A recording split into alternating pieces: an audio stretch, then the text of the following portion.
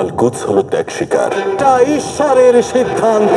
একটি নতুন কন্টেন্ট আমাদের টেলিভিশন, নাগরিক টেলিভিশনে আসতে যাচ্ছে, সাথে বঙ্গ ওটিটিতে, সুলতান সালাউদ্দিন আইয়ুবী। এই কন্টেন্টটা যখন আমি নিজে বঙ্গর হেড অফ কন্টেন্ট হিসেবে দেখি, আমার কাছে মনে হয়েছে যে বাংলাদেশের অডিয়েন্সের জন্য একেবারে একটা ঠিকঠাক কন্টেন্ট। প্রতিটা আস্কালনবাসীর রক্তের মূল্য ওদেরকে দিতে হবে। কথা জানাচ্ছি বঙ্গকে এবং নাগরিক টেলিভিশনকে আমাকে এই রকমের একটা অসাধারণ চরিত্রে নির্বাচন করবার জন্য। সেই সঙ্গে আমি কৃতজ্ঞতা জানাচ্ছি এবং ধন্যবাদ জ্ঞাপন করছি আমার এই টোটাল ডাবিং টিমটা, ডিরেকশন থেকে শুরু করে টোটাল টিমে যারা আমার সঙ্গে কণ্ঠযোদ্ধা হিসেবে, আমার সহযোদ্ধা হিসেবে কাজ করেছেন, তাদের প্রত্যেককেই আমার অন্তর থেকে ধন্যবাদ এবং কৃতজ্ঞতা জানাচ্ছি। ডিরেক্টর দীপু ভাই সঙ্গে রয়েছেন আমাদের।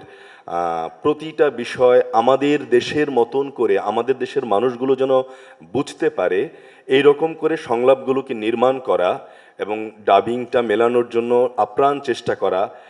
একটা ইম্পর্টেন্ট বিষয় হচ্ছে, ডিরেক্টর আমাকে এইটুকু স্বাধীনতা দিয়েছেন যে রাজু ভাই, আপনি যতক্ষণ প্রয়োজন হয় আপনি সময় নিয়ে কাজটা করেন, কিন্তু আমাদের কাজটা ভালো হতে হবে।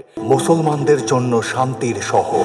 আমার ভালো লাগে এই জন্য যে যুগে যুগে, শতাব্দীর পর শতাব্দী ধরে আমাদের ইসলামের ঐতিহ্যকে রক্ষা করার জন্য এবং ইসলামের, আমাদের ধর্মের শান্তির বাণীটাকে সর্বত্র সারা বিশ্বব্যাপী ছড়িয়ে দেবার জন্য যে সমস্ত বীররা কাজ করেছেন, সেই সমস্ত বীরদের কণ্ঠে যখন নিজে অভিনয় করতে পারি, সেটা সত্যি অনেক বড় পাওয়া। যেখান থেকে মেরাজে গিয়েছিলেন আমাদের মহান নবী, সেই আল কুদস বিজয়ের পরে আমাদের বাংলাদেশে আপনারা জানেন যে অটোমান সাম্রাজ্যের সুলতান সুলেমান সিরিজ এসেছিল।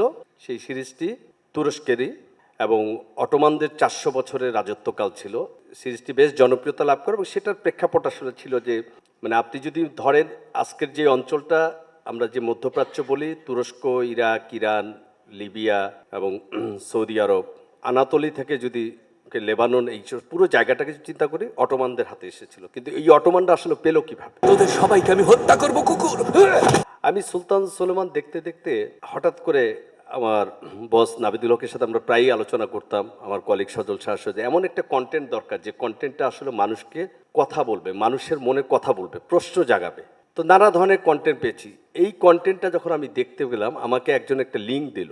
আমার এক বিদেশি বন্ধু, সে ইন্ডিয়াতে থাকে, সে একটা টেলিভিশনে কাজ করে। সে আমাকে বললো তুমি এটা দেখতে পারো। সালাউদ্দিন মরেছে তো?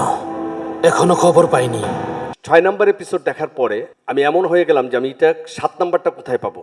তোমার মনে আছে বহু বছর আগে আমরা দুজন ওই পাহাড়ের উপর গিয়ে চুপচাপ বসে আমাদের লক্ষ্য আর উদ্দেশ্য নিয়ে ভাবতাম? ইতিহাস কোথায়, ইতিহাসটা আমরা কোথা থেকে কোথায় আমরা নিয়ে যাচ্ছি। অবশ্যই ধর্মীয় সেন্টিমেন্টে একটা বড় কাজ করেছে সেখানে, এবং সেটা দেখতে গিয়ে মানে এক বিন্দু বাড়িয়ে বলছি না, আমি যে টানা রাত জেগেছি 199টা এপিসোড যখন আমার দেখা শেষ হলো, তখন আমি ফিল করলাম যে আমার প্রচণ্ড ঘুমের সমস্যা হচ্ছে এবং এই ঘুমের সমস্যা থেকে বের হওয়ার জন্য আমাকে দেশের বিখ্যাত নিউরোলজিস্ট দিন মোহাম্মদের কাছে যেতে হয়েছে।